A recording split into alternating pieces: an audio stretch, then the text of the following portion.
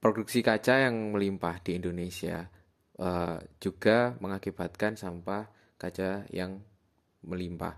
Dan di Indonesia sendiri sudah sekitar 70,2 ton menghasilkan sampah berupa bentuk kaca. Di Indonesia sendiri masih belum banyak gimana cara mendaur ulang sampah kaca. Terlebih banyak pabrik-pabrik yang menggunakan limbah kaca sebagai botol yang digunakan sebagai kemasan ulang. Dari kami akan menghadirkan suatu produk yang mendaur ulang suatu sampah kaca yang menjadi suatu produk yang menghasilkan dan memiliki nilai seni dan estetika yang tinggi.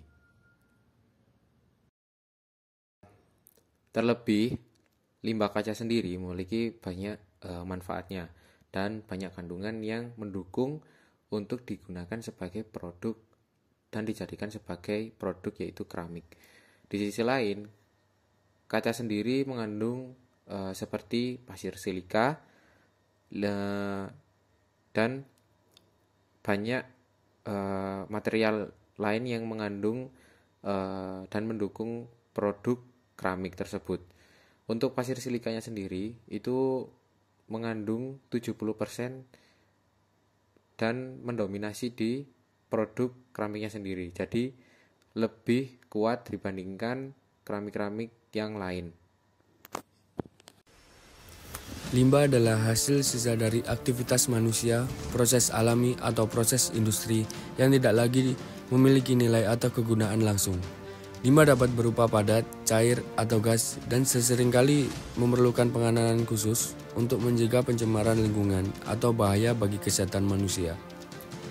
Dalam konteks yang lebih luas, limbah dapat merujuk pada material atau substansi yang tidak lagi diperlukan atau diinginkan dalam suatu sistem tertentu. Manajemen limbah adalah upaya untuk mengurangi, mendaur ulang, atau membuang limbah dengan cara yang aman dan bertanggung jawab. Limbah kaca adalah jenis limbah padat yang terdiri dari produk-produk kaca yang tidak lagi digunakan atau rusak. Limbah kaca dapat berasal dari berbagai sumber seperti botol minuman, kaca jendela, piring, vas, dan barang kaca lainnya. Jika tidak dikelola dengan baik, limbah kaca dapat mencemari lingkungan dan menjadi bahaya bagi kesehatan manusia.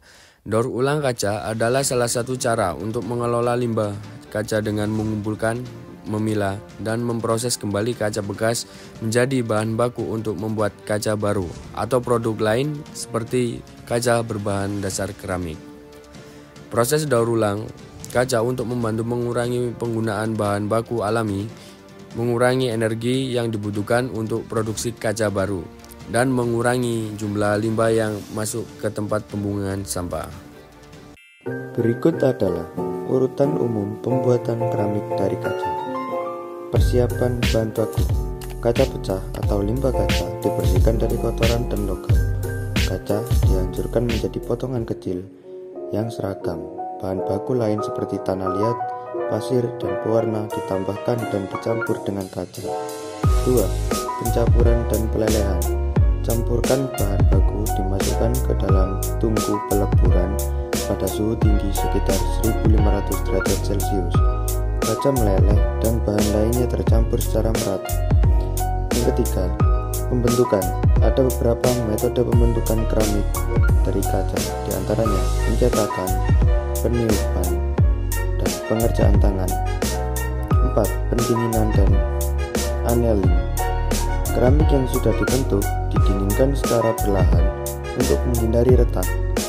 Yang kedua, proses annealing dilakukan untuk menghilangkan tenaga internal pada keramik.